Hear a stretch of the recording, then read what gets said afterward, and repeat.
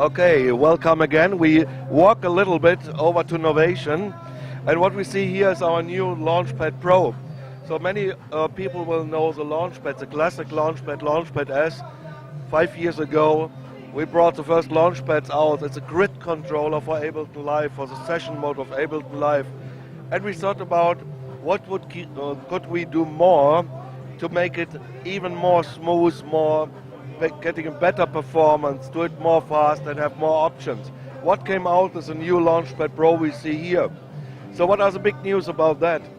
First news is it got RGB color. So when you have a look, now it's displaying exactly the colors we see here, displaying the colors we see in our Ableton Live set. So visual communication between both, it's more perfect than before. Second thing which is new is it got velocity and it's touch sensitive. With touch sensitivity on top we have aftertouch. Well, I personally really like, because you can put a LFO on your bass line, or you can open up a filter by putting pressure. There are even a few more options. I will show you a little bit later what we can do. One really big thing for me is, looks small, but I think it's a very extraordinary feature, because we got with this IOs the opportunity to have MIDI IOs and use this one in standalone mode. So that means you got an AC adapter, you don't need to hook it up to your computer.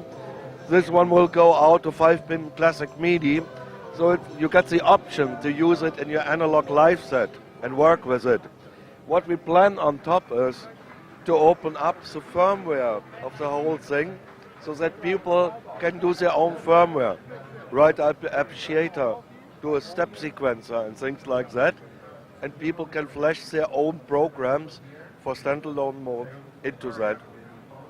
What's new on top is the workflow changed. I think we optimized it in a very good way, because before, for people who knew, it was session, user 1, user 2, mixer.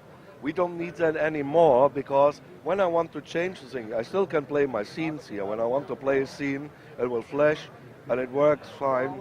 I can do my clips that I want to bring in. But when I want to change the volume, for example, or things like that, I just press in our row. Now we got 32 buttons, not just these 2 rows with 16. I press volume. I got my volume for track 1, 2, 3. So when I want to lower the volume on the first 2 tracks, I press, and you see it does a fade. So now we got a fade functionality, and that works in a very clever way.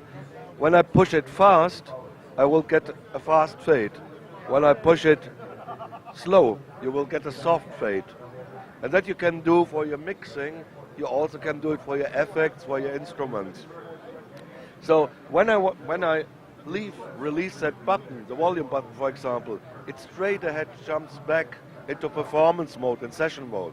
So I will always stay in the main thing, and when I want to change, let's say I want to change soloing or muting something, I just have to press a button, or I want to select a different track for editing or playing. I release it and it goes back to session. I like that for workflow much better. So you have on top send, you have 8 sends that you can edit just by pressing a button. Put your sends up here, things like that. On top the idea is for this row here, not use mouse touchpad so much in a live context or while you are creating anymore. So you can put on your click, you have undo, you have delete, you quantize when you play something. When you put shift quantize, it will put a record quantize, so next time you got to turn around and play, the material will be played correctly quantized, even you did not press quantize before. Duplicate to duplicate clips, and double the length of your material. Overall, record arm for single or multiple tracks.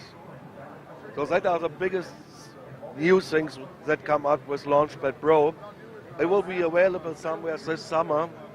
And I hope people will enjoy what they can do now with it.